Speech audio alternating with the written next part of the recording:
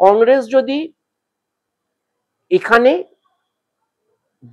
বিজেপিকে সরিয়ে দ্বিতীয় স্থানে উঠতে পারে সেটা, এবং এত প্রতিকূলতার মাঝখানে, এটা কংগ্রেসের পক্ষে অসম্ভব। তার একটাই মানে কি বলবো, একটাই পক্ষে বলার মতো যুক্তি, 2016 সালে কংগ্রেস এখান থেকে বিধায়ক জিতেছিল। হাত রয়েছে প্রার্থীর মাথায় মমতা ব্যানার্জি, সেই কারণে ব্যাপক জয় হবে। বাম রাম রামধনু সমস্ত তো এক হয়ে গিয়ে একসঙ্গে জোট হচ্ছে, সেই জোটে এর বাইরে তৃণমূল ব্যাপক সাফল্য পাবে। কালীগঞ্জ বিধানসভার উপনির্বাচন তৃণমূলের সবুজ আবির খেলবে।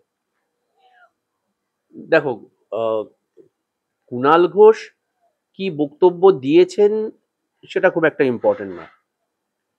গত 15 বছরে যদি তুমি উপনির্বাচনের পরিসংখ্যান দেখো, 1 বসিরহাট দক্ষিণ শ্রমিক ভট্টাচার্য, 2 সাগরদিঘি উপনির্বাচন বাইরন বিশ্বাস, এই দুটো বাদ দিয়ে উপনির্বাচনে কখনো বিরোধীরা জেতেনি।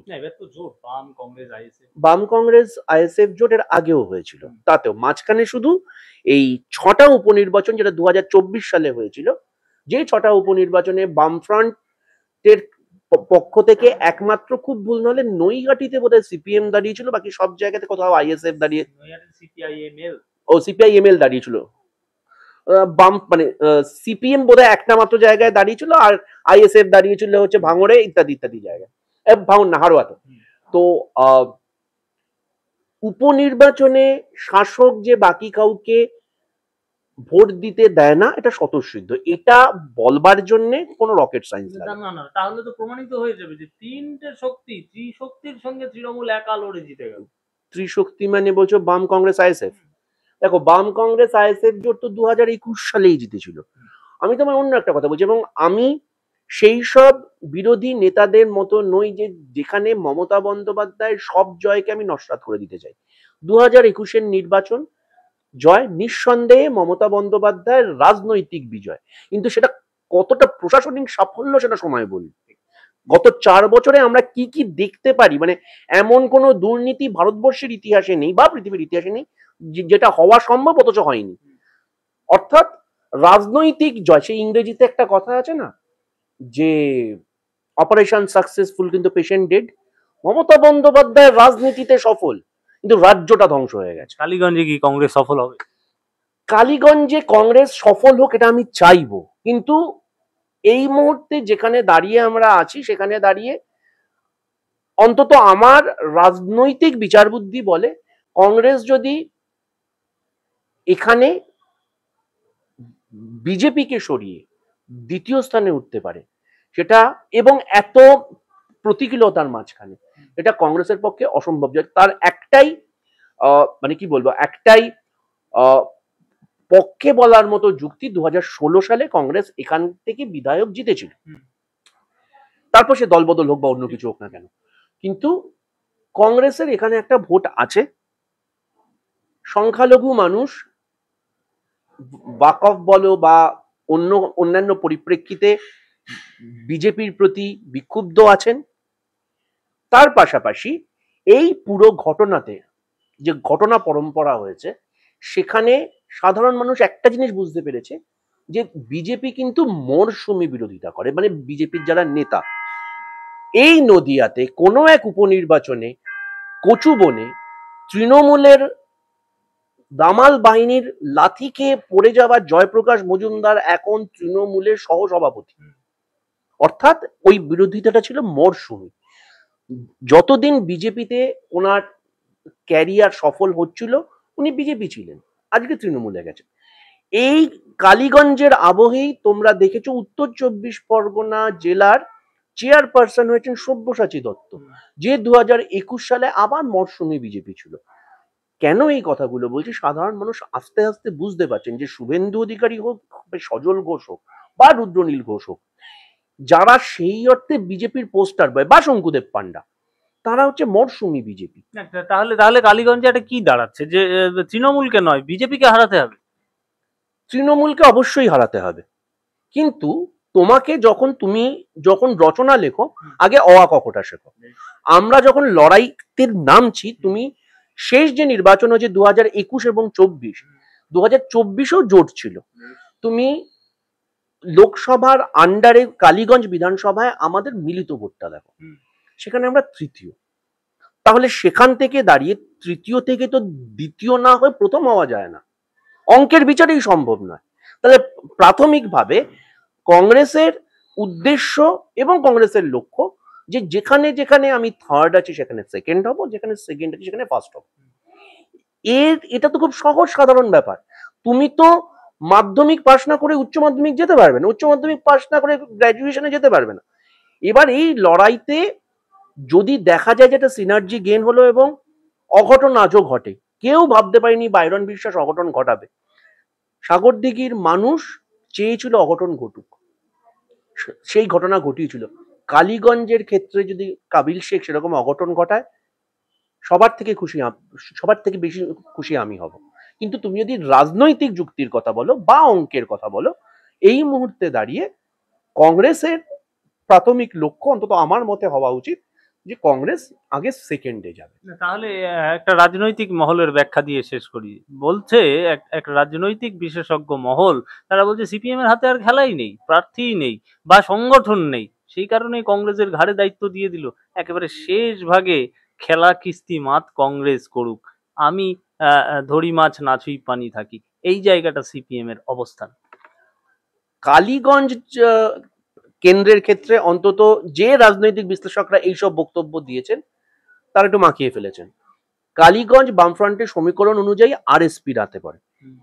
সিপিএম এর এই প্রথমবার মোহাম্মদ সেলিম বামফ্রন্টের ঘোষিত নীতি অনুযায়ী, যেখানে ক্যান্ডিডেচার অবশ্যই যৌথ মত মানে সহমতের ভিত্তিতে ঘোষণা হবে, সেটা না করে উনি কোনো একটা জায়গা থেকে মন্তব্য করে দিয়েছিলেন। তারপরে আমরা শুনতে পারি, কারণ দেখো বামফ্রন্টের সভায় তো আর আমি আমন্ত্রিত থাকি না, বামফ্রন্টের সভা থেকে এই খবরটা থ্রু মিডিয়া জানতে পারি যে শরিক দলের আপত্তিতে তখন বলা হয় যে এটা সিপিএম এর পাওয়া উচিত নয়, এটা যেহেতু কংগ্রেস 2016 এবং 21 রয়েছে কংগ্রেসের পাওয়া উচিত। এবার তুমি যে প্রশ্নটা করতে পারো যে শরিক দল কি সিপিএম এর থেকে বেশি কংগ্রেসকে ভরসা করছে, এই প্রশ্নের উত্তর সত্যি তোমার শরিক দলকে করতে হবে। তবে কংগ্রেস তো সত্যি জাতীয় দল একটা, কংগ্রেসের এই প্রথমবার তুমি যদি দেখো যে কংগ্রেসের ইভিন লোকসভাতেও একটা ইনক্রিজিং গ্রাফ আছে, ধরো 42, 44, 52, 100। সিপিএম এর কিন্তু অবশ্যই যে গ্রাফটা রয়েছে সেই গ্রাফটা কিন্তু ডিক্লাইনিং। অর্থনীতির ভাষায় একটা কথায় আছে, ডিক্রিজিং অ্যাট ইনক্রিজিং রেট। মানে তুমি অত্যন্ত গতিবেগের সঙ্গে নিচের দিকে নেমে যাচ্ছ।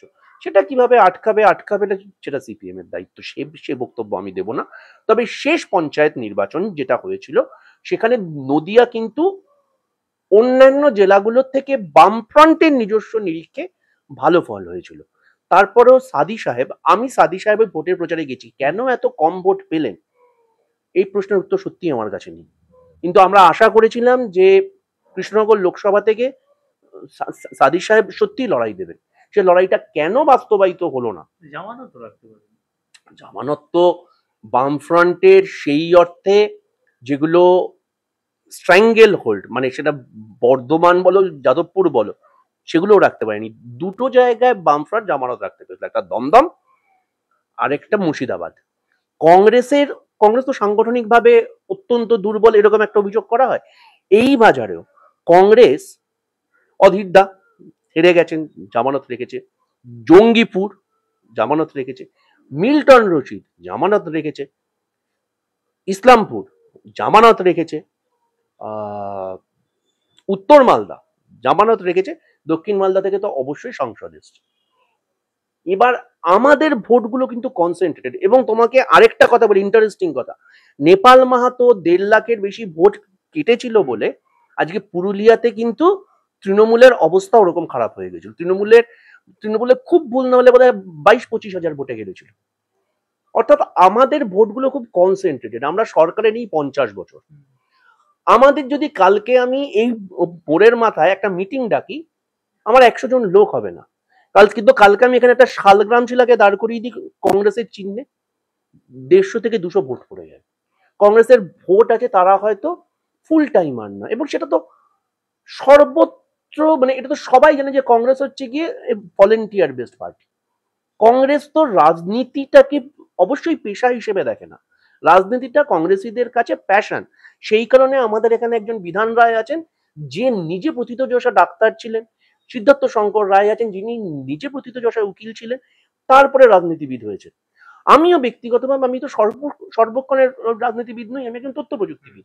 আমি রাজনীতিটা করি আমার আবেগের জন্য। যেই মুহূর্তে রাজনীতিটা আমার পেশা হয়ে যাবে, আমাকে সিন্ডিকেট করতে হবে, আমাকে আমার গ্রাসাচ্ছাদনের জন্য, আমার পরিবার প্রতিপালনের জন্য আমার অবশ্যই একটা প্রফেশন থাকা উচিত। সেই জায়গাগুলোতে দাঁড়িয়ে যে কারণে তুমি দেখবে সবসময় আন্দোলনমুখীর ক্ষেত্রে, এই মুহূর্তে প্রয়াত সুব্রত মুখার্জি একটা এক্সেলেন্ট কথা ছিল। সুব্রত মুখার্জি তখন কংগ্রেসে, সুব্রত মুখার্জি বলতেন, এবং সেটা আবার কোনো এক অত্যন্ত বিখ্যাত সংবাদ মাধ্যমকে একান্ত সাক্ষাৎকার, তখন বোধহয় টক টু মেয়র হতো বা এরকম একটা কিছু হতো, তো তখন বলতো যে শোন, আন্দোলনটা এসইউসিআই করে, এসইউসিআই কে একদম ছোট না করেই বলছি, আন্দোলন এসইউসিআইরা করে, কংগ্রেস প্রশাসন করে। সেই প্রশাসনের ডিভিডেন্ড কংগ্রেস আজও পাচ্ছে। সেটা গনি খানের পরিবার হোক, সেটা বাংলা হোক, সেটা অধীর রঞ্জন চৌধুরী হোক, সেটা যেখানে খুশি হোক, কংগ্রেস কিন্তু যে যে পরিকল্পনা প্রকল্প দিয়ে গেছে তার ফল সাধারণ মানুষ আজও ভোগ করে বলে কংগ্রেস একটা শালগ্রাম শিলা দাঁড় করালেও ন্যূনতম একটা ভোট পায় না। এতে আত্মতুষ্টির জায়গা নেই, কিন্তু এটা ফ্যাক্ট।